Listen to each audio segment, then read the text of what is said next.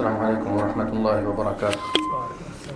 الحمد للہ وکفى والصلاة والسلام على رسوله المصطفى وعلى آله وصحبه ومن والاه.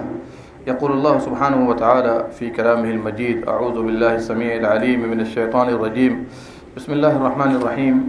فخلف من بعدهم خلف أضاعوا الصلاة واتبعوا الشهوات فسوف يلقون غيا إلا من تاب وآمن وعمل صالحا فأولئك يدخلون الجنة ولا يظلمون شيئا.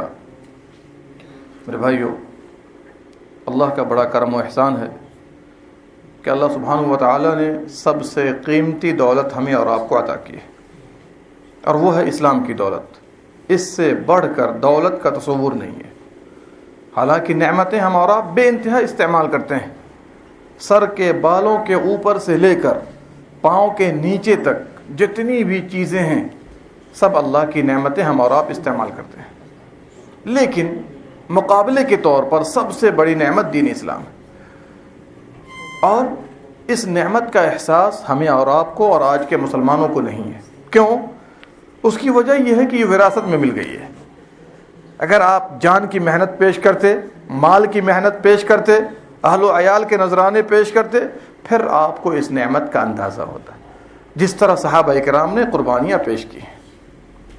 میرے بھائیو، جس دور سے ہم اور آپ گزر رہے ہیں اس میں اسلام کی بڑی سے بڑی عبادت جو نماز ہے، اس سے بڑھ کر اسلام میں عبادت کا تصور نہیں ہے. اس نماز کے ساتھ ہم اور آپ کھیل کرتے ہیں، من چاہی نماز ادا کرتے ہیں، رب چاہی نماز ادا نہیں کرتے ہیں. اللہ سبحانہ و تعالیٰ کا مطالبہ ہمارے ساتھ جو ہے، جس کنڈیشن کے ساتھ ہے، اس کنڈیشن کے ساتھ بجا نہیں لاتے. کلمہ تو پڑھ لیا لیکن اس کلمے نے دل میں ابھی تک گھر نہیں بنایا ہے. اور یہی وجہ ہے ظہر میں چھوڑ دیتے ہیں، فجر میں چھوڑ دیتے ہیں، کبھی مغرب میں چھوڑ دیتے ہیں، کبھی عصر میں چھوڑ دیتے ہیں. اس نماز کا کوئی فائدہ نہیں، اس نماز کا کوئی فائدہ نہیں ہے. یہ اللہ نے 5 نمازیں طلب کی ہیں، 3 نہیں، 2 نہیں، ہفتے میں 1 نہیں. اگر کوئی آدمی شوق سے بلا مجبوری اگر 1 نماز کو بھی چھوڑ دیتا ہے، اس کا شمار شریعت کی روشنی میں بے نمازی ہے. بے نمازی ہے، اس لیے کہ آپ نے جان کر کے چھوڑ دیا ہے. اگر کوئی ایسی مجبوری ہو کہ انسان نہیں پڑھ سکتا ہے تو اللہ نے خود اس مجبوری کا خیال رکھا ہوا ہے، خیال رکھا ہوا. اپنی طرف سے ہم مجبوری نہ بنائیں. اور یہی وجہ ہے کہ نماز کی فضیلت کو، نماز کی عظمت کو اللہ نے قرآن میں بیان کیا ہے. اللہ سبحانہ و تعالیٰ نے کئی مقام پر فرمایا: قد افلح المؤمنون. کون کامیاب ہوں گے؟ مومنین کامیاب ہوں گے. الذین هم فی صلاتهم خاشعون، جو اپنی نمازوں کو خشوع اور خضوع سے ادا کرتے ہیں. 80 سے زیادہ مقام پر اللہ نے نماز کی عظمت کو بیان کیا ہے. اللہ جب نماز کی عظمت کو 80 سے زیادہ جگہ بیان کر رہا ہے، اس عظمت کو ہم اور آپ اپنے دلوں میں بسائیں. اور پھر نبی صلی اللہ علیہ وسلم کا حال آپ کو نہیں معلوم ہے؟ اللہ اکبر، آخری ایام ہے، بیمار ہیں، بستر پر پڑے ہوئے ہیں، لیکن 2 صحابی کے سہارے گھسٹ کر مسجد کو تشریف لے جا رہے ہیں. عباس اور علی دونوں پکڑ کر آپ کو مسجد کی طرف لے گئے. بتائیے، جن کے ساتھ مجبوری ہے، بیمار پڑے ہوئے ہیں، بستر مرگ پر ہیں، لیکن اس کے باوجود اللہ کا ایک محبوب عمل جو اللہ نے ہمیں اور آپ کو دیا ہے، جان کر کے کبھی بھی اس کو ترک نہیں کیا. کیوں؟ امت کو سبق دے کر گئے کہ میرے امتیوں، اگر تمہارا لگاؤ ہمارے ساتھ ہے، میں بیمار بھی پڑا ہوں، بستر پر بھی ہوں، پھر بھی مسجد کو جا رہا ہوں، تمہارے پاس کیا عذر ہے؟ کیا عذر ہوگا قیامت کے دن جب نبی صلی اللہ علیہ وسلم سے ملاقات ہوگی؟ وہ تو کہیں گے میں بیمار بھی تھا، پھر بھی بستر سے اٹھ کر کے گیا تھا، اور آپ گھر میں بیٹھے ہوئے پکا رہے ہیں، کپڑے دھو رہے ہیں، پھر بھی آپ نماز کو چھوڑ دے رہے ہیں. ایسا نہ کیا کیجیے. یہ ایسے ہی ہے جیسے آدمی اپنے پاؤں میں کلہاڑی مار رہا ہے.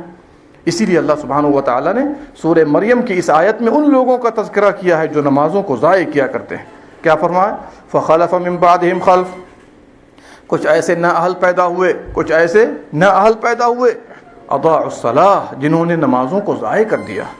نماز کو ضائع کرنے کا مطلب یہ ہے کہ کبھی پڑھا کبھی چھوڑ دیا، یا بالکل ہی چھوڑ دیا. ہفتے میں 1 بار پڑھا مثال کے طور پر، کبھی پڑھا، واجبات کا خیال نہیں، شروط کا خیال نہیں، مستحبات کا خیال نہیں. اس طریقے سے نماز کو ضائع کرنا واتباع الشہوات، اور نفسانی خواہشات کے بنا پر ہی آدمی نماز کو چھوڑتا ہے. کس کو چھوڑتا ہے؟ ظاہر سی بات ہے، ورشے سے نکلے، ورک شاپ سے نکلے، دیکھا 10 منٹ وقت ہے، چائے پی کے واپس آ گئے. لوگ کیا سمجھ رہے ہیں کہ آدمی نماز پڑھ کے نکل رہا ہے. سبحان اللہ، ایسا نہیں کیجیے. فجر میں جان بوجھ کر الارم لگاتے ہیں 6 بجے، کیوں؟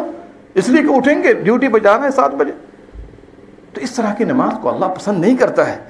آپ نماز کا اہتمام تکبیر اولیٰ کے ساتھ کیجیے, تکبیر اولیٰ کے ساتھ کیجیے. 2 پروانے ملیں گے 40 دن اگر آپ نے ایسا کر لیا. ایک تو نفاق سے برات کا اور دوسرے جہنم سے آزادی کا. رواہ ترمذی, ترمذی کی روایت ہے. میرے بھائیوں, آپ کو نہیں پتا ہے کہ نبی صلی اللہ علیہ وسلم کے صحابہ اکرام نماز چھوڑنے کو کفر سمجھا کرتے تھے. پورے صحابہ کا اتفاق ہے اس کے اوپر. اور آج ہمارا معاملہ کیا ہے؟ بالکل آرڈینری اور معمولی سی چیز, وقت ہے تو کر لو, نہیں تو کوئی بات نہیں, اللہ کی طرف سے آزادی. ایسا نہیں کرنا چاہیے. امام ابو حنیفہ رحمۃ اللہ علیہ فرماتے ہیں کہ آدمی جب نماز چھوڑتا رہے اس کو جیل میں ڈالا جائے. کہاں ڈالا جائے؟ جیل میں ڈالا جائے, یہاں تک کہ وہیں توبہ کرے اور وہیں نماز کا اہتمام کرے, پھر جیل سے اس کو نکالا جائے. امام احمد بن حنبل رحمۃ اللہ علیہ فرماتے ہیں کہ بے نمازی واجب القتل ہے, بے نمازی واجب القتل ہے. امام شافعی رحمۃ اللہ علیہ فرماتے ہیں کہ نماز کا چھوڑنا کفر ہے. عبد القادر جیلانی رحمۃ اللہ علیہ فرماتے ہیں کہ بے نمازی کو مسلمانوں کے قبرستان میں دفن نہ کیا جائے, بے نمازی کو مسلمانوں کے قبرستان میں دفن نہ کیا جائے. سلطان باہو رحمۃ اللہ علیہ فرماتے ہیں کہ بے نمازی سے خنزیر بھی پناہ مانگتا ہے, بے نمازی سے خنزیر بھی پناہ مانگتا ہے. اور قرآن کی اسی آیت میں فَسَوْفَ يَلْقَوْنَ غَيًّا, ان لوگوں کو جو نماز کا اہتمام نہیں کرتے کہاں ڈالا جائے گا؟ جہنم کے ایسے حصے میں جس سے جہنم کے دوسرے حصے بھی پناہ مانگتے ہیں, جس سے جہنم کے دوسرے حصے بھی پناہ مانگتے ہیں. میرے بھائیوں, اب آپ بتائیے کہ ایسے مسلمانوں کی اور ایسے انسانوں کی کیا قدر رہ گئی؟ اللہ کی نگاہ میں کوئی قدر باقی ہے؟ جو اللہ کا نہیں, اللہ اس کا نہیں. اللہ تو فرماتا ہے ان تنصروا اللہ ینصرکم, تم لوگ اللہ کی دین کی مدد کرو, دین کو قائم کرو, اللہ تعالیٰ تمہاری مدد کرے گا. آج کے اس دور میں مسلمان کس حالت سے گزر رہے ہیں وہ آپ کے سامنے میں ہے. کتنا نازک مرحلہ ہے مسلمانوں کے لیے. اللہ اکبر, پوری دنیا میں مسلمان مار کھا رہے ہیں کہ نہیں کھا رہے؟ پوری دنیا کے اندر روزانہ ہم ڈشوں پر دیکھتے ہیں, انٹرنیٹ کے پیج پر دیکھتے ہیں, کوئی ملک ایسا نہ ہوگا جس میں مسلمان کی پٹائی نہ چل رہی ہو. سب لوگ مل کے مار رہے ہیں, حالانکہ سارے مذاہب الگ الگ ہیں کہ نہیں الگ الگ, سب مل کر کے مسلمانوں کو مار رہے ہیں, پھر بھی مسلمان بیداری کی فکر میں نہیں ہے. میرے بھائیوں, کیا آپ کی باری آئے گی تو بیدار ہوں گے؟ کیا ہماری باری آئے گی تو ہم بیدار ہوں گے؟ نہیں میرے بھائیوں. سب سے پہلے بنیاد کو مضبوط کیجئے, علم دین حاصل کیجئے, اسلامی عقیدہ سیکھیے, پیوست کیجئے, شرک سے دور بھاگ کر, بدعات سے دور بھاگ کر جو عبادات اللہ نے دیے ہیں وہ آپ کے فائدے کے لیے دیے ہیں. ٹینشن فری زندگی گزارنا چاہتے ہیں, جتنا اللہ کو یاد کیجئے گا اللہ سبحانہ و تعالیٰ کی مدد شامل حال اتنی ہی زیادہ ہوگی. آئیے ایک آیت پڑھ کر میں اپنی بات ختم کر دیتا ہوں. اللہ سبحانہ و تعالیٰ فرماتا ہے سورہ طٰہٰ کے اندر وَمَنْ أَعْرَضَ عَنْ ذِكْرِي فَإِنَّ لَهُ مَعِيشَةً ضَنْكًا, جو بھی میری یاد سے, میری عبادت سے, میرے اطاعت سے اعراض کرے گا, روگردانی کرے گا, بھاگے گا, کنارہ کشی اختیار کرے گا, فَإِنَّ لَهُ مَعِيشَةً ضَنْكًا, اس کا جینا دو بھر کر دیں گے, اس کا جینا دو بھر کریں گے, گھٹ گھٹ کر زندگی گزارے گا, پریشانیوں میں گزارے گا. کیوں؟ تالی دونوں ہاتھ سے بچتی ہے. اگر آپ اللہ کے دین کا اہتمام کریں گے اللہ آپ کا اہتمام کرے گا. اور آگے یہ تو دنیا کا حال ہوا نا, وَنَحْشُرُهُ يَوْمَ الْقِيَامَةِ أَعْمَى, قیامت کے دن ہم اس کو اندھا اٹھائیں گے, قیامت کے دن ہم اس کو اندھا اٹھائیں گے. وہ کیا کہے گا؟ قَالَ رَبِّ لِمَا حَشَرْتَنِي أَعْمَى, اے اللہ تو نے مجھے اندھا کیوں اٹھایا, وَقَدْ كُنْتُ بَصِيرًا, میں تو آنکھوں والا تھا. تو اللہ کیا فرمائے گا؟ كَذَلِكَ أَتَتْكَ آيَاتُنَا فَنَسِيتَهَا, ہمارے احکام, ہماری آیتیں, ہماری عبادتیں تمہارے پاس آتی تھی, بتانے والے بھی لوگ آتے تھے, لیکن تم اس کان سے سنتے تھے, دوسرے کان سے نکال دیا کرتے تھے. جب تم نے ہمیں دنیا میں بھلا دیا تو آج تم کو اسی طرح بھلا دیا جائے گا. میرے بھائیو, خلاصہ کلام یہی ہے کہ ہم اور آپ اپنی بیوی, اپنے بچے, اپنے مال, اپنی اولاد, اپنی تجارت, اپنے کام, اپنے ورثے, اپنی جان سے زیادہ اللہ کی عبادت کو عزیز سمجھیں گے, اس کا اہتمام کریں گے, تو اللہ سبحانہ و تعالیٰ بہتر معاملہ آپ کا دنیا میں بھی کرے گا, بہتر معاملہ آپ کے ساتھ قبر میں بھی کرے گا, بہتر معاملہ دنیا سے اور آخرت, جو مرحلہ سب سے خطرناک مرحلہ ہے آخرت کا, وہاں بھی آپ کی مدد فرمائے گا. اللہ سبحانہ و تعالیٰ ہم تمام لوگوں کو کہنے سننے سے زیادہ عمل کرنے کی توفیق دے, ہمارے گناہوں کو معاف فرمائے, ہم سب کو استقامت سے نوازے, ہم سب کو تمام برائیوں سے بچنے کی توفیق مرحمت فرمائے. آمین یا رب العالمین. اللہم صلی علی نبینا محمد وعلی آلہ وصحبہ اجمعین.